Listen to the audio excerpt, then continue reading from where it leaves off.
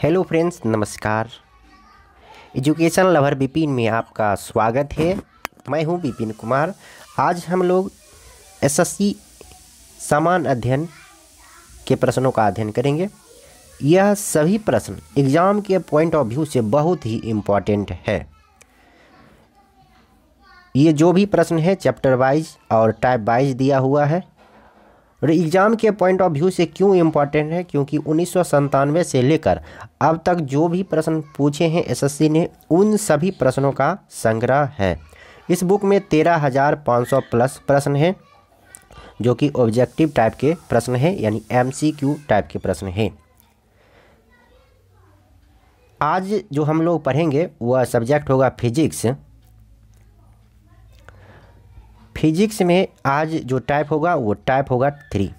तीसरे टाइप का अध्ययन करेंगे, यानी इससे पहले हम लोग टाइप 1 और टाइप 2 के प्रश्नों का अध्ययन कर चुके हैं। उसके अलावा हिस्ट्री में जो भी टाइप के प्रश्न बनते थे उन सारे प्रश्नों का भी अध्ययन हो चुका है। पहले हम लोग इतिहास को कवर कर चुके हैं, उसके बाद साइंस को कवर करने वाले हैं, जो कि साइंस में सबसे ज़्यादा प्रश्न पूछा जाता है।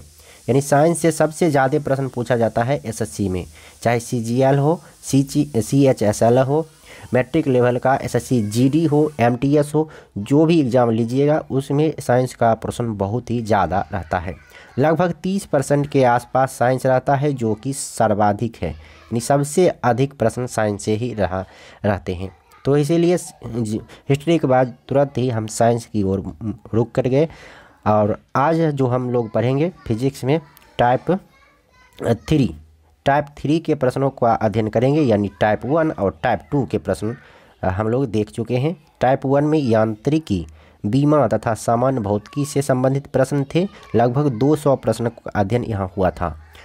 उसके बाद कार्य, बल, ऊर्जा, ऊष्मा, ध्वनि, तो इससे भी प्रश्न हो गया था सारे। अब टाइप 3 के प्रश्न देखेंगे, यानी टाइप 3 में प्रकाशिकी से संबंधित प्रश्न होंगे, यानी ऑप्टिक्स से संबंधित जो भी आज तक प्रश्न बने हैं एसएससी में और पूछे गए हैं उन सारे प्रश्नों का अध्ययन होगा। इसमें टोटल 142 प्रश्न हैं। तो चलिए एक एक करके देखते हैं।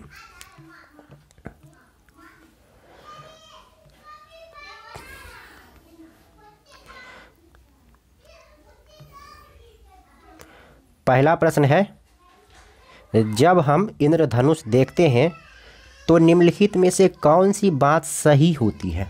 जब हम इंद्रधनुष देखते हैं तो ये सारे चारों ऑप्शन दिया हुआ है, इनमें से कौन सी बात सही होती है? तो इसका सही जवाब क्या हो जाएगा? सूर्य हमारे पीछे होता है तथा वर्षा की बूंदें हमारे सामने होती हैं। ये बात सही है। जब भी इंद्रधनुष बनेगा तो सूर्य हमारे पीछे होगा, यानी पीठ की बल होगा, और वर्षा सामने की ओर, वर्षा की बूंदें सामने की ओर होगी, तभी इंद्रधनुष बनेंगे। अगला प्रश्न है, क्वेश्चन नंबर 2 है, निम्नलिखित में से प्रकाश का रंग किससे संबंधित है? प्रकाश का रंग किससे संबंधित है? तो कोणांक यानी आयाम से संबंधित होता है प्रकाश का रंग। अगला प्रश्न है, सूर्य के प्रकाश का कौन सा भाग सौर कुकर को गर्म करता है? सूर्य के प्रकाश का कौन सा भाग सौर कुकर को गर्म करता है? तो इसका सही जवाब हो जाएगा अवरक्त किरण। अगला प्रश्न है, आकाश नीला दिखाई देने का कारण क्या है? आकाश नीला दिखाई देने का कारण है प्रकाश का प्रकीर्णन। प्रकाश का प्रकीर्णन के कारण ही आकाश नीला दिखाई देता है। अगला प्रश्न है, क्वेश्चन नंबर 5, वायुमंडल में परावैंगनी किरणों का अवशोषण कौन करता है? वायुमंडल में परावैंगनी किरणों का अवशोषण कौन करता है? तो सही जवाब हो जाएगा ओजोन। ओजोन करता है वायुमंडल में परावैंगनी किरणों का अवशोषण। अगला प्रश्न है, खतरे के सिग्नल प्रायः लाल होते हैं क्योंकि लाल प्रकाश का विचलन सबसे कम होता है। खतरे के सिग्नल प्रायः लाल होते हैं क्योंकि लाल प्रकाश का विचलन सबसे कम होता है, यानी तरंग दैर्घ्य सबसे अधिक होता है। मानव की आँख में निकट दृष्टि को ठीक किया जा सकता है। मानव की आँख में निकट दृष्टि को ठीक किया जा सकता है। तो दृष्टि दोष कितने प्रकार के होते हैं जान लीजिए। एक होता है निकट दृष्टि दोष, एक होता है दूर दृष्टि दोष, एक होता है प्राइजोपाइपिया यानी कि जिसमें निकट और दूर बिंदु दोनों प्रभावित होता है, इसको कहते हैं जरा दृष्टि दोष, और एक होता है अबिंदुकता। तो उसमें कहा है निकट दृष्टि दोष को कैसे ठीक किया जाता है। तो निकट दृष्टि दोष को ठीक करने के लिए अवतल लेंस का प्रयोग किया जाता है, यानी अवतल लेंस के चश्मे का प्रयोग किया जाता है। दूर दृष्टि दोष के लिए उत्तल लेंस के चश्मे का उपयोग किया जाता है, और जरा दृष्टि दोष के लिए द्विफोकसी लेंस के चश्मे का प्रयोग किया जाता है। और एक होता है अबिंदुकता। अबिंदुकता के लिए ये बेलनाकार लेंस का प्रयोग किया जाता है। चलिए अगला प्रश्न है क्वेश्चन नंबर 8। तारों के टिमटिमाने का क्या कारण है। तारों के टिमटिमाने का क्या कारण है। तो इसका सही जवाब हो जाएगा वायुमंडलीय अपवर्तन। वायुमंडलीय अपवर्तन के कारण तारे टिमटिमाते हैं। एक क्वेश्चन को 2 बार पढ़ेंगे तो जाहिर है कि याद हो जाएगा, तो साथ साथ रिवीजन भी होते जाएगा, इसलिए ध्यान से सुनिए और लास्ट में वीडियो के अंत तक आपको मैक्सिमम क्वेश्चन याद ही हो जाएंगे। अगला प्रश्न है प्रकाश के परिक्षेपण का अध्ययन करने के लिए निम्नलिखित में से किस उपकरण का प्रयोग किया जाता है। तो स्पेक्ट्रोमीटर का प्रयोग किया जाता है प्रकाश के परिक्षेपण के अध्ययन के लिए। फाइबर ऑप्टिक्स किस सिद्धांत पर काम करते हैं। फाइबर ऑप्टिक्स किस सिद्धांत पर काम करते हैं। पूर्ण आंतरिक परावर्तन के सिद्धांत पर कार्य करते हैं। पूर्ण आंतरिक परावर्तन के सिद्धांत पर फाइबर ऑप्टिक्स कार्य करता है। ये सारे प्रश्न पूछे ही गए हैं, देख रहे हैं एक एक प्रश्न बहुत सारे एग्जाम में पूछा गया है, यानी क्वेश्चन रिपीट होता है। यानी कि इनकम टैक्स में यही क्वेश्चन पूछा गया है, फिर सीजीएल में टीयर 1 में पूछा गया है, मैट्रिक स्तरीय एमटीएस में यह क्वेश्चन पूछा गया है। तो देखिए क्वेश्चन रिपीट होता है, क्वेश्चन नया नहीं बनता है, वही क्वेश्चन रहता है, आपको याद करने की ज़रूरत है। यही सब क्वेश्चन फिर आप कोई भी दूसरा एग्जाम दीजिएगा तो यही सारा क्वेश्चन रहता है। क्वेश्चन कहाँ से बनेगा, एक टॉपिक से मैक्सिमम जितने क्वेश्चन बन जाते हैं उसी से क्वेश्चन आते हैं और वही क्वेश्चन रिपीट होते हैं। तो चलिए अगला प्रश्न जाने से पहले एक बात जान लीजिए कि अगर आप चैनल पर नए हैं तो चैनल को सब्सक्राइब कर लीजिए प्लीज़, क्योंकि मुझे समझ में नहीं आता है कि हम वीडियो अपलोड लगातार कर रहे हैं लेकिन सब्सक्राइबर नहीं बढ़ रहा है, ना ही व्यूज आ रहा है। और एक कारण इसका यह भी है कि क्योंकि हमने आपके विश्वास को थोड़ा सा ठेस पहुंचाया है, क्योंकि बीच बीच में हम गायब हो गए थे। बीपीएससी का एग्ज़ाम, ग्रुप डी का एग्ज़ाम, एनटीपीसी का एग्ज़ाम जब नज़दीक आता है तो हम ज़्यादातर फोकस एग्ज़ाम पर ही करने लगते हैं, तो इसीलिए आपके बीच कम आते हैं। अभी भी बीपीएससी मेंस की तैयारी हो रही है तो इसलिए हम कम आते हैं, लेकिन फिर भी रोज़ दिन एक वीडियो अपलोड करने का प्रयास करते हैं। तो कमेंट बॉक्स में अपनी राय ज़रूर दिया करिए कि क्या हो रहा है, कैसे चल रहा है और क्या आपको ज़रूरत है और किस तरह से आपको हम मदद कर सकते हैं। तो चैनल पर नए हैं तो सब्सक्राइब कर लीजिए पहले और बेल आइकन को दबा दीजिए अगर नए हैं तो। चलिए अगर कोई डाउट है, कोई हमसे गिला शिकवा है तो वो भी कमेंट बॉक्स में कहिए ज़रूर। चलिए क्वेश्चन नंबर 11 है अबिंदुकता का दोष दूर करने के लिए निम्नलिखित में से किस लेंस का प्रयोग किया जाता है। तो अभी हम स्वयं बोले हैं सिलेंडरी लेंस का प्रयोग किया जाता है। जल का तालाब कम गहरा दिखाई देने का कारण क्या है। जल का तालाब कम गहरा किस लिए दिखाई देता है। तो इसका सही जवाब हो जाएगा अपवर्तन। जल के तालाब का कम गहरा दिखाई देना या क्या होता है कि आप किसी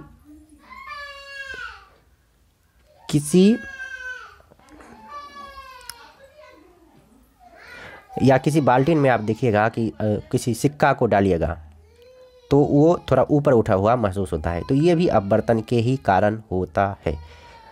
और एक बात और, अपवर्तन के कारण एक और होता है कि अग्रिम सूर्योदय और विलंबित सूर्यास्त 10th क्लास में पढ़े होंगे, ये भी एग्जाम में आता है कि वास्तविक सूर्योदय से पहले हमें सूर्य क्यों दिखाई देता है, वो भी अपवर्तन के कारण ही दिखाई देता है। चलिए अगला प्रश्न है क्वेश्चन नंबर 13 मरीचिका का कारण क्या है। मरीचिका का क्या कारण है। तो मरीचिका का कारण वही कारण है, वायु की परतों द्वारा पूर्ण आंतरिक परावर्तन। पूर्ण आंतरिक परावर्तन के कारण ही मरीचिका दिखाई देता है। अगला प्रश्न है क्वेश्चन नंबर 14। साबुन के बुलबुले पर श्वेत प्रकाश डालने से रंग दिखाई देते हैं, इसका कारण क्या है? साबुन के बुलबुले पर श्वेत प्रकाश डालने से रंग दिखाई देते हैं, इसका कारण है व्यतिकरण। व्यतिकरण के कारण ही साबुन के बुलबुले रंगीन दिखाई देते हैं, यही समझ। पराश्रव्य तरंग की आवृत्ति होती है विशिष्ट रूप से, पराश्रव्य तरंग की आवृत्ति कितनी होती है? तो इसका सही जवाब हो जाएगा 20,000 किलो हर्ट्ज से ऊपर होती है। यह श्रव्यता के आधार पर ध्वनि को 3 भागों में बांटा गया है। एक होता है अपश्रव्य, एक श्रव्य और एक पराश्रव्य। अपश्रव्य होता है 0 से लेकर 20 हर्ट्ज तक की ध्वनि को हम अपश्रव्य ध्वनि कहते हैं। 20 से 20,000 के हर्ट्ज की ध्वनि को कहते हैं श्रव्य, और 20,000 से ले ऊपर तक के ध्वनि को कहा जाता है पराश्रव्य तरंगे। तो चलिए अगला प्रश्न है, लेंस किससे बनता है? लेंस किससे बनता है? तो इसका सही जवाब हो जाएगा फ्लिंट कांच से। फ्लिंट कांच से लेंस बनाया जाता है। अगला प्रश्न है, कैमरा के प्रतिबिंब की तीक्ष्णता निम्नलिखित में से कौन तय करता है? कैमरा की प्रतिबिंब की तीक्ष्णता निम्नलिखित में से कौन तय करता है? तो सही जवाब हो जाएगा द्वारक या अपर्चर तय करता है। MRI मशीन में निम्नलिखित में से किसका प्रयोग किया जाता है? MRI मशीन में किसका प्रयोग किया जाता है? चुंबकीय तरंग का प्रयोग किया जाता है। दीर्घ दृष्टि वाले व्यक्ति के लिए निकट बिंदु होता है। दीर्घ दृष्टि दोष वाले व्यक्ति के लिए निकट बिंदु क्या होता है? तो इसका सही जवाब हो जाएगा अनंत होता है, अनंत। अगला प्रश्न है, ग्रहण किस प्रकाशीय प्रघटना के कारण लगते हैं? ग्रहण किस कारण लगते हैं? तो उसका सही जवाब होगा विवर्तन के कारण लगता है। जब कंपन स्वरित द्विभुज मेज पर रखा जाता है तो एक तेज ध्वनि सुनाई देती है, यह किस कारण से होती है? जब कंपन स्वरित द्विभुज मेज पर रखा जाता है तो एक तेज ध्वनि सुनाई देती है, यह किस कारण से होती है? तो यह होती है प्रणोदित कंपन की वजह से। प्रकाश स्तंभ में अत्यधिक तेज प्रकाश किस प्रयोजन से होता है? प्रकाश स्तंभ में अत्यधिक तेज प्रकाश किस प्रयोजन से होता है? तो इसका सही जवाब हो जाएगा समुद्र में विभिन्न दिशाओं से आ रहे जहाज़ों का मार्गदर्शन करना और उन्हें चेतावनी देना। ऑप्शन 4 सही हो जाएगा। वर्णांध व्यक्ति निम्नलिखित में से किन रंगों में अंतर नहीं कर सकते हैं? वर्णांध व्यक्ति अंतर नहीं कर सकते हैं लाल और हरा रंगों में। अगला प्रश्न है, प्रकाश वर्ष निम्नलिखित में से किसका मापक है? प्रकाश वर्ष मापक है दूरी का। प्रकाश वर्ष दूरी का मापक है। तो एक प्रकाश वर्ष होता है एक प्रकाश वर्ष कितना होता है? 9.46 गुना 10⁻15 मीटर या 10⁻12 किलोमीटर। अगला प्रश्न है, वाहन चालन हेतु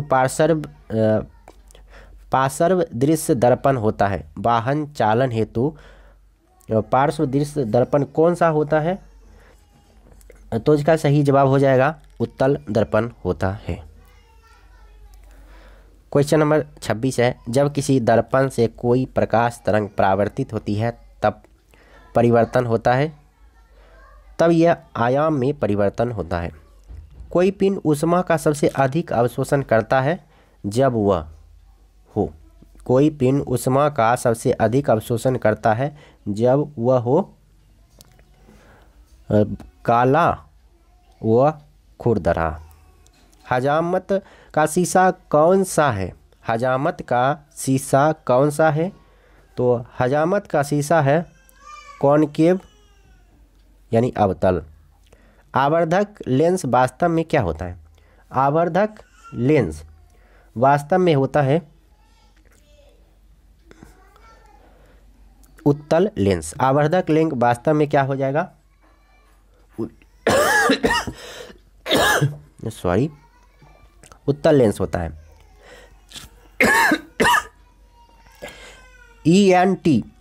ईएनटी डॉक्टरों द्वारा प्रयोग किया जाने वाला हेड मिरर किस प्रकार का होता है? हेड मिरर होता है अवतल। फोटोग्राफी में मुख्य रंग कौन से होते हैं? फोटोग्राफी में मुख्य रंग कौन से होते हैं? तो इसका सही जवाब हो जाएगा लाल, नीला, पीला। अवतल लेंस हमेशा किस प्रकार का प्रतिबिंब बनाते हैं? अवतल लेंस हमेशा आभासी प्रतिबिंब बनाते हैं। अवतल लेंस हमेशा आभासी प्रतिबिंब बनाते हैं। प्रकाश की किरण को पूर्ण आंतरिक परावर्तन के लिए किससे गुजारना होता है? तो ये कांच से जल में गुजारना होता है। मोटर कारों में हेडलाइट की चौंध को हटाने के लिए पोलॉइड प्रयुक्त किए जाते हैं। चंद्र सतह पर एक प्रेक्षक को दिन के समय आकाश दिखाई देगा, ये काला दिखाई देगा। एक श्वेत तथा चिकनी सतह कैसी होती है? एक श्वेत तथा चिकनी सतह कैसी होती है? तो इसका सही जवाब हो जाएगा ताप की खराब अवशोषक तथा अच्छी परावर्तक। तो देखिए स्किन सही से नहीं हुआ है, आवाज़ अब अच्छी तरह जा रहा होगा, तो इसलिए सुनिए। क्वेश्चन नंबर 37, वह गुण कौन सा है जो प्रकाश तरंग में दिखता है पर ध्वनि तरंग में नहीं दिखता है? वह गुण कौन सा है जो प्रकाश तरंग में दिखता है पर ध्वनि तरंग में नहीं दिखता है? तो सही जवाब हो जाएगा ध्रुवन। ध्रुवन ध्वनि तरंग में नहीं दिखता है, केवल प्रकाश तरंग में होता है। 38 है, एक्सरे क्षेत्र स्थित है। एक्सरे क्षेत्र स्थित है गामा रे और पराबैंगनी क्षेत्र के बीच। जब किसी तालाब के शांत जल में पत्थर फेंका जाए तो तालाब में जल के पृष्ठ पर उठाने वाली लहरें होती है। उठाने वाली लहरें होती है अनुप्रस्थ। अगला प्रश्न है, जो ठोस उच्च ताप पर विद्युत का वाहन करते हैं परंतु न्यून ताप नहीं, वे कहलाते हैं, वे क्या कहलाते हैं? अर्धचालक कहलाते हैं। फोटोन की कण बनने की प्रकृति निम्नलिखित में से किस पर टिकी होती है? ये टिकी होती है प्रकाश विद्युत प्रभाव पर टिकी होती है। जब कोलाइडी विलयन से प्रकाश का प्रबल किरणपुंज गुजरा जाए तो प्रकाश छितरा जाएगा। जब कोलाइडी विलयन से प्रकाश का प्रबल किरणपुंज गुजरा जाए तो प्रकाश छितरा जाता है। अगला प्रश्न है, अधिक जैविक क्षति किससे होती है? अधिक जैविक क्षति होती है गामा किरणें से। संबंधित माध्य युग्म के क्रांतिक कोण से अधिक आपतन कोण पर सघन से विरल माध्यम की ओर जाने वाली प्रकाश किरण क्या करती है? तो ये करती है समग्र आंतरिक परावर्तन करती है। निम्नलिखित में से किस विकिरण में सबसे कम तरंगदैर्घ्य होता है? सबसे कम तरंगदैर्घ्य होता है गामा किरणें में। दृष्टि के अस्थायित्व का सिद्धांत किसके पीछे का सिद्धांत है? दृष्टि के अस्थायित्व का सिद्धांत किसके पीछे का सिद्धांत है? तो ये है सिनेमा के सिद्धांत। प्रकाश के विद्युत चुंबकीय स्वरूप की खोज किसने की? प्रकाश के विद्युत चुंबकीय स्वरूप की खोज किसने की थी? ये मैक्सवेल के द्वारा किया गया था। किसी पदार्थ का फोटोग्राफ लेने के लिए अपेक्षित उद्भासन काल किस पर निर्भर करता है? ये निर्भर करता है पदार्थ की चमक पर। निम्नलिखित में से क्या न्यूटन के रंग चक्रिका परीक्षण की कार्यप्रणाली के लिए उत्तरदायी है? तो ये उत्तरदायी है दृष्टि के अस्थायित्व के लिए। निम्न में से क्या प्रकाश के वायुमंडलीय अपवर्तन का परिणाम नहीं है? तो इसका सही जवाब हो जाएगा सूर्य का आकाश में अपनी वास्तविक ऊंचाई से ज़्यादा ऊंचाई पर दिखना। ये नहीं है, बाकी बात ये सही है सब। सूर्य का सूर्यास्त के समय लाल दिखाई देना, रात में तारों की टिमटिमाहट और सूर्य का अपने वास्तविक उदय से 2 या 3 मिनट पहले दिखाई देना, ये सभी अपवर्तन का कारण होता है। अब है क्वेश्चन नंबर 51 और क्वेश्चन टोटल हम लोग कितना क्वेश्चन पढ़ेंगे, 142 क्वेश्चन पढ़ेंगे, लगभग 100 क्वेश्चन और बाकी है। चलिए अगला प्रश्न है, डायऑप्टर किसकी इकाई है? डायऑप्टर लेंस की क्षमता की इकाई है। सभी रंगों की सोख लेने और किसी को भी परावर्तित न करने वाली वस्तु दिखाई देती है। तो ये वस्तु कैसी दिखाई देगी? तो काली दिखाई देगी। जो सभी रंगों को अवशोषित कर लेगी तो वो काली वस्तु दिखाई देगी। किरणों का प्रकाश के स्रोत की ओर गमन कहलाता है। किरणों का प्रकाश के स्रोत की ओर गमन कहलाता क्या कहलाता है? तो ये कहलाता है प्रकाशानुवर्ती। ग्रीन हाउस प्रभाव पृथ्वी के वायुमंडल का गर्म होना, इसका क्या कारण है? ग्रीन हाउस प्रभाव पृथ्वी के वायुमंडल का गर्म होना, इसका क्या कारण है? तो इसका कारण है अवरक्त किरणें। संक्रमण आयन किस्में प्रकाश को अवशोषित कर लेते हैं। संक्रमण आयन किस्में प्रकाश को अवशोषित कर लेते हैं, तो ये दृश्य क्षेत्र को अवशोषित कर लेते हैं। अप्रभावी तरंग किससे बनती है? अप्रभावी तरंग बनती है विपरीत दिशा में 40 समान आकृति की 2 तरंगों से। अगला प्रश्न है, एक पूर्ण दोलन के दौरान एक सरल लोलक के सूत्र द्वारा किया गया कार्य उसके तुल्य है। एक पूर्ण दोलन के दौरान एक सरल लोलक के सूत्र द्वारा किया गया कार्य इसके तुल्य है। तो किसके तुल्य है? तो ये शून्य के बराबर होता है, शून्य के तुल्य। जब सतह पर तेल की पतली परत रंगीन, जल के सतह पर तेल की परत रंगीन क्यों दिखाई देती है? तो ये रंगीन दिखाई किस लिए देती है? तो व्यतिकरण के कारण दिखाई देती है। अगला प्रश्न है क्वेश्चन नंबर 59, सौर ऊर्जा को बिजली में परिवर्तित करने के लिए कौन सी युक्ति प्रयुक्त की जाती है? सौर ऊर्जा को बिजली में परिवर्तित करने के लिए कौन सी युक्ति प्रयुक्त की जाती है? तो ये प्रयुक्त की जाती है प्रकाश वोल्टिया सेल। निम्नलिखित में से कौन सी तरंगें ध्रुवित की जा सकती है? ध्रुवित की जाने वाली तरंग कौन सी है? तो ये है प्रकाश तरंगें ध्रुवित की जा सकती है। समुद्र की सीपी किस कारण से सुनहरी दिखाई देती है? समुद्र की सीपी किस कारण से सुनहरी दिखाई देती है? तो ये ध्रुवन के कारण दिखाई देती है। अगला प्रश्न है, 0.3 मीटर की तरंगधर वायु में उत्पन्न होती है और यह 300 मीटर प्रति सेकंड की गति से यात्रा करती है, तो किस प्रकार की तरंग होगी? तो इसका सही जवाब हो जाएगा अब श्राविकी तरंग होगी। ये बनाने वाला क्वेश्चन है, तो बाद में जब न्यूमेरिकल हल करेंगे तो देख लीजिएगा। यदि एक अवतल दर्पण में वस्तु एवं प्रतिबिंब दोनों वक्रता केंद्र पर है तो प्रतिबिंब है। तो ये प्रतिबिंब है वस्तु के समान का आकार का। एक वायुयान की ध्वनि समानता इसके संगत होती है। एक वायुयान की ध्वनि समानता किसके बराबर होती है? तो ये बराबर होते हैं 100 डेसिबल के। यदि 360 मीटर प्रति सेकंड के वेग से 500 हर्ट्ज आवृत्ति का तरंग के लिए 2 बिंदुओं के बीच कलांतर 120 डिग्री है, तो बिंदुओं के बीच पथांतर कितना होगा? तो ये पथांतर हो जाएगा 24 सेंटीमीटर। अगला प्रश्न है क्वेश्चन नंबर 66, इलेक्ट्रॉन सूक्ष्मदर्शी चाक्षुष सूक्ष्मदर्शी से अधिक आवर्धन क्यों देती है? तो इसका सही जवाब हो जाएगा इलेक्ट्रॉन की तरंग चाक्षुष प्रकाश की तरंगदैर्घ्य से कम होती है। दीप्ति कालिता किसे प्रभावित करती है? दीप्ति कालिता किसे प्रभावित करती है? तो सभी को, यानी फूल खिलने, वनस्पति उगने और फल निकलने को प्रभावित करती है। वह विकिरण क्या है जो हमारे शरीर में गहरे प्रवेश कर जाता है? तो वह विकिरण है गामा किरण, जिससे ज़्यादा नुकसान होता है। जब रंगीन अक्षरों पर समतल कांच की पट्टी रखी जाती है, तो कौन सा अक्षर कम उठा हुआ दिखाई देता है? तो इसका सही जवाब हो जाएगा लाल। वायु के तापमान में परिवर्तन से ध्वनि का निम्नलिखित में से कौन सा गुण प्रभावित होता है?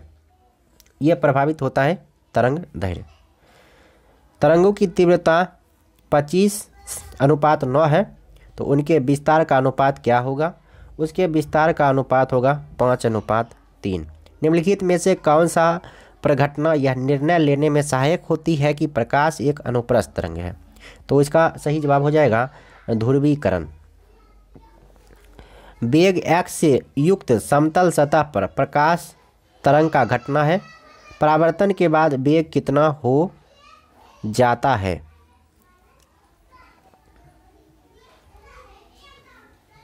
तो इसका सही जवाब हो जाएगा x हो जाता है।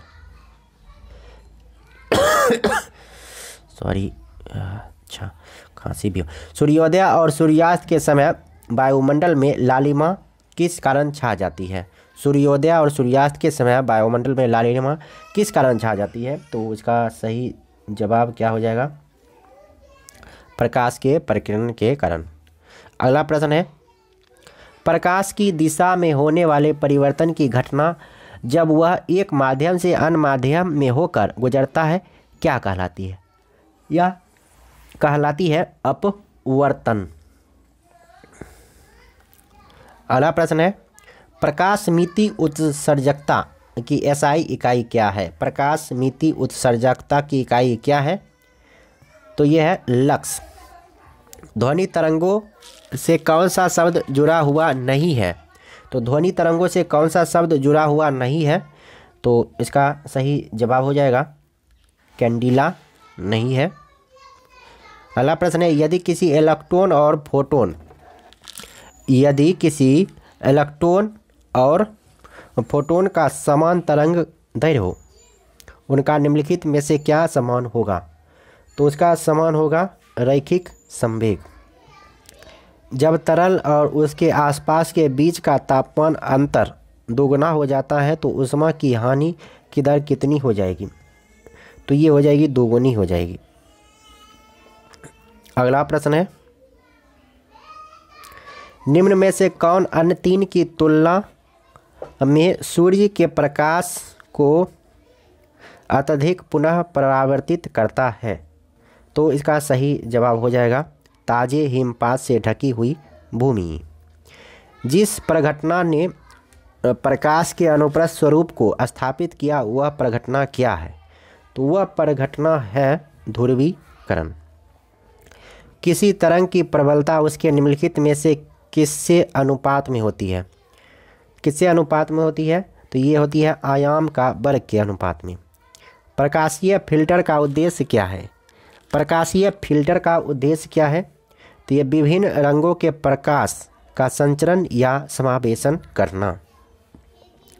प्रकाश के वायुमंडल की अनुपस्थिति में प्रकाश कैसा प्रतीत होता है? तो ये प्रतीत होता है काला। अगला प्रश्न है क्वेश्चन नंबर 85। पानी में से पैदा होने वाले बुलबुले में जो चमक होती है वह किस प्रक्रिया के कारण होती है? यह देखिए क्वेश्चन रिपीट हो गया है, यह सेम क्वेश्चन। प्रकाश के पूर्णांतरिक परावर्तन के कारण होती है। अगला प्रश्न है 86। एक्सरे के संबंध में निम्नलिखित विकल्पों में से कौन सा विकल्प सही नहीं है? तो 1 नंबर सही नहीं है, जो सही है वही आपको पढ़ना चाहिए। यह प्रकाश की गति से चलती है, यह परावर्तित या अपवर्तित दोनों हो सकती है, फोटोग्राफी की प्लेट को प्रभावित कर सकती है एक्सरे किरण। अगला प्रश्न है क्वेश्चन नंबर 87।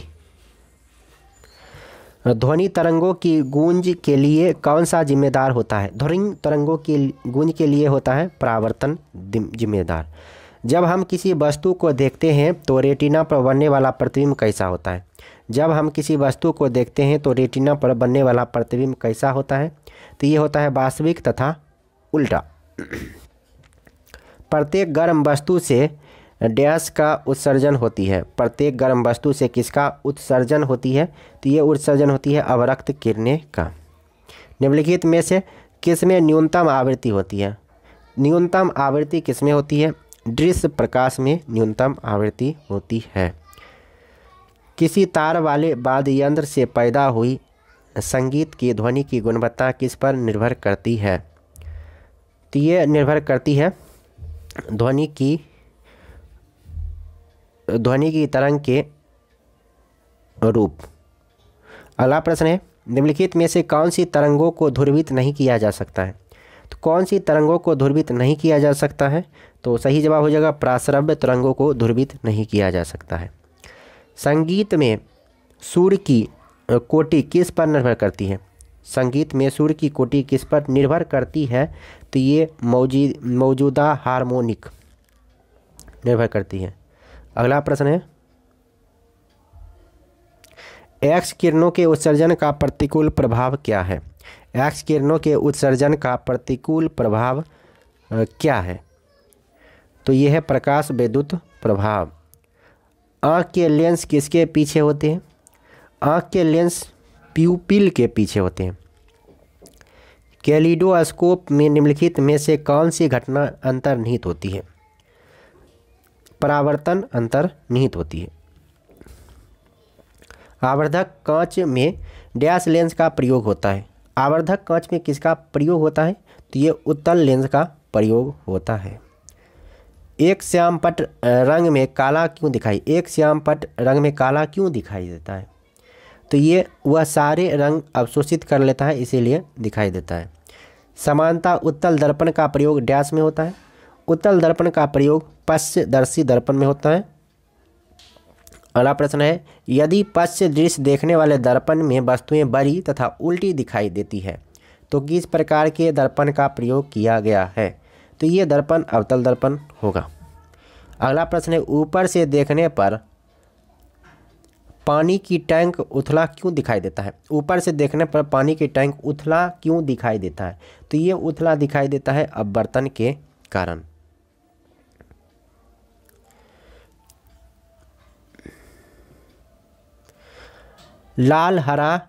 लाल तथा हरे रंग के मिश्रण से कौन सा रंग प्राप्त होता है?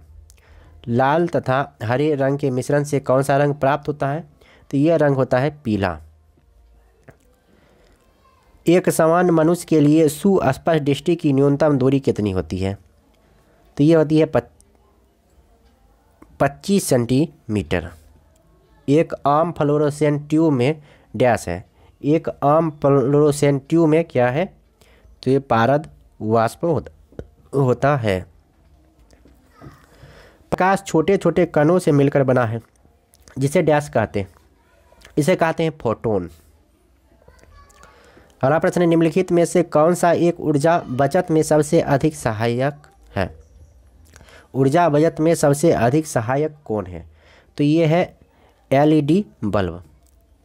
किसी आँख, कान, नाक तथा गले का निरीक्षण करने के लिए डॉक्टरों द्वारा कौन से दर्पण का प्रयोग किया जाता है? तो यह दर्पण होता है अवतल दर्पण। दो निकट वस्तुओं के भेद करने की क्षमता को डैश कहते हैं? तो इसको कहते हैं विभेदन क्षमता। सूरज की तरह स्वयं से प्रकाश का उत्सर्जन करने वाली वस्तुएं क्या कहलाती हैं? यह कहलाती है चमकीली वस्तुएं। क्वेश्चन नंबर 110, किस दर्पण से प्रतिबिंब आभासी, सीधी तथा बिंदु के साइज की बनती है? किस दर्पण से प्रतिबिंब आभासी, सीधी तथा बिंदु के साइज की बनती है? तो यह दर्पण होता है उत्तल। निम्नलिखित में से कौन सा मानव नेत्र में पुतली के निम्नलिखित में से कौन सा मानव नेत्र में पुतली के आकार को नियंत्रित करता है? पुतली के आकार को नियंत्रित करता कौन है? तो ये परितारिका नियंत्रित करता है। एक अवतल दर्पण में यदि बिंब को वक्रता केंद्र पर रखते हैं तो बनने वाले प्रतिबिंब डैश होगी। तो प्रतिबिंब होगी वक्रता केंद्र पर स्थित होगी बनने वाला प्रतिबिंब। श्वेत प्रकाश का उसके अवयवी वर्णों में विभाजन डैश कहलाता है? यह कहलाता है विक्षेपण। अगला प्रश्न, निम्नलिखित में से कौन अवतल दर्पण के कारण होता है? कौन अवतल सॉरी, निम्नलिखित में से कौन अपवर्तन के कारण होता है? अपवर्तन के कारण क्या होता है? तो 1 और 3, यानी जल में आंशिक रूप से डूबी पेंसिल का मुड़ी दिखाई देना और आकाश का नीला दिखाई देना।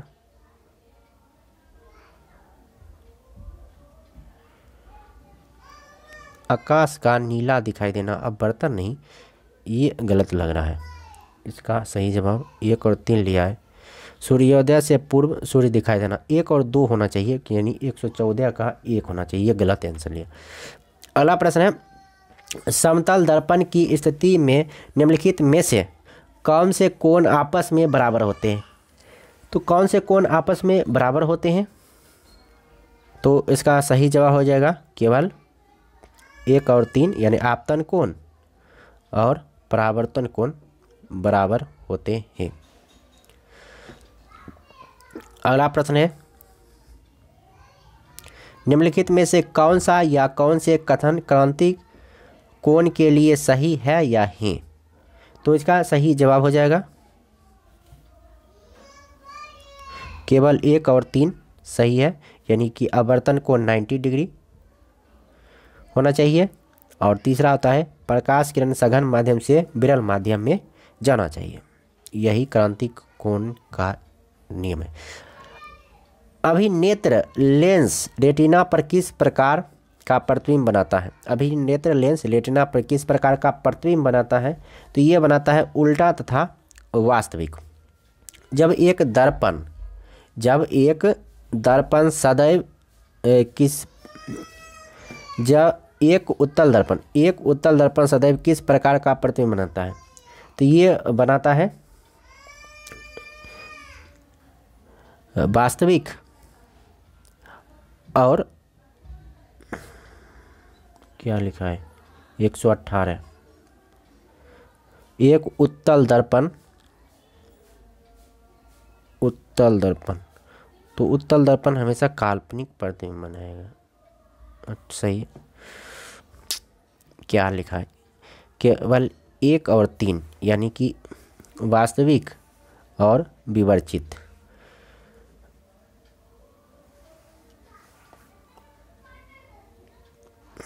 गलत लग रहा है थोड़ा, नहीं सही है, 1 और 3 सही। अगला प्रश्न है, मृत्यु के पश्चात नेत्रदान के लिए नेत्रों को डैश घंटे के भीतर निकाल लेना चाहिए? तो इसका सही जवाब हो जाएगा 6 घंटे। मृत्यु के पश्चात नेत्रदान के लिए नेत्रों को कितने घंटे के लिए निकाल लेना चाहिए? कितने घंटे के अंदर? तो 6 घंटे के अंदर निकाल लेना चाहिए। डायऑप्टर डैश की इकाई है। डायऑप्टर किसकी इकाई है? लेंस की क्षमता की इकाई है डायऑप्टर। मानव के अभिनेत्र लेंस के पतला होने पर फोकस दूरी क्या होगी? मानव के अभिनेत्र लेंस के पतला होने पर फोकस दूरी क्या होगी? तो इसका सही जवाब हो जाएगा बढ़ जाती है। जब किसी वस्तु को 2 समांतर समतल दर्पणों के बीच रखा जाता है तो बने हुए प्रतिबिंबों की संख्या कितनी होगी? तो बने हुए प्रतिबिंबों की संख्या अनंत होगी। दंत विशेषज्ञों द्वारा किस प्रकार के दर्पण का उपयोग दांतों का बड़ा प्रतिबिंब देखने के लिए किया जाता है? तो इसका सही जवाब हो जाएगा अवतल दर्पण का प्रयोग किया जाता है। परावर्तन के नियम के अनुसार आपतन कोण सदैव परावर्तन कोण के बराबर होते हैं। यदि किसी गोलीय दर्पण का परावर्तक पृष्ठ अवतल है तो इसे डैश दर्पण कहते हैं। तो इसे कहा जाता है अवतल दर्पण।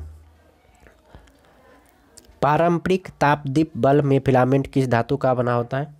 तो यह बना होता है टंगस्टन का बना होता है। आकाश नीला क्यों दिखाई देता है?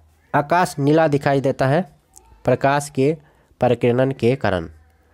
प्रकाश के वर्णक्रम डैश के द्वारा व्याख्यात किया गया। तो ये किया गया आइजक न्यूटन के द्वारा। आँख में प्रकाश की मात्रा के प्रवेश करने को नियंत्रित और विनियमित किया जा सकता है। तो इसका सही जवाब हो जाएगा नेत्र गोलक। अगला प्रश्न है, रजत को 2 दृष्टि है यानी हाइपरमेट्रोपिया है। नेत्र रोग विशेषज्ञ उनकी दृष्टि को सही करने के लिए किस प्रकार का लेंस सुझाएंगे? तो इसका सही जवाब हो जाएगा कॉन्वेक्स लेंस। प्रकाश की किरणें आँखों के सामने जिस बाहरी और पारदर्शी संरचना से होकर आँख में प्रवेश करती है उसे क्या कहते हैं? उसे क्या कहा जाता है? तो उसे कहा जाता है श्वेत पटल या कॉर्निया। गैस से जल जब बिजली गुजरती है तब ये नारंगी रंग की रोशनी देती है। यह आमतौर पर प्रतिदीप्त प्रकाश में इस्तेमाल की जाती है। तो इसका सही जवाब हो जाएगा नियोन।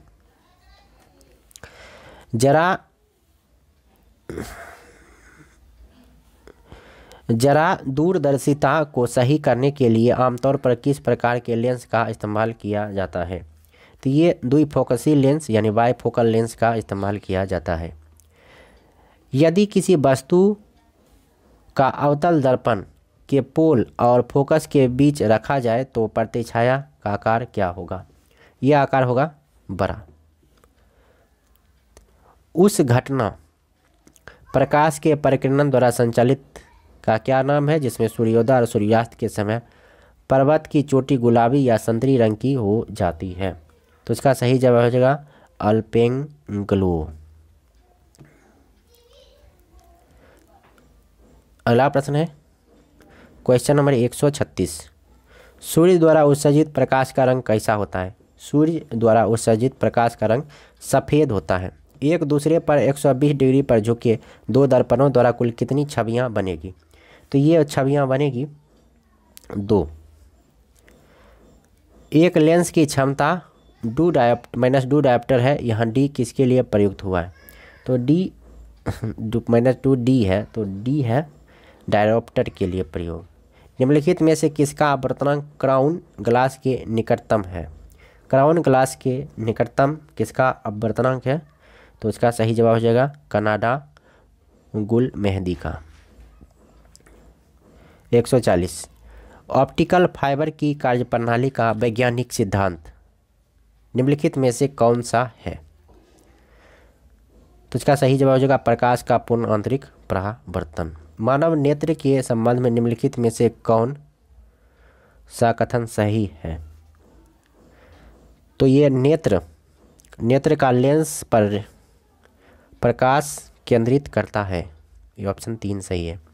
समतल दर्पण में बनने वाला प्रतिबिंब डैश होता है। समतल दर्पण में बनने वाला प्रतिबिंब क्या होता है? तो इसका सही जवाब हो जाएगा पार्श्विक उल्टा होता है। तो इस वीडियो में अब इतना ही। अब फिर मिलते हैं नेक्स्ट वीडियो में, और नेक्स्ट वीडियो में हम लोग टाइप 4 का अध्ययन करेंगे, यानी टाइप 3 को कंप्लीट कर लिए हैं। फिर मिलते हैं।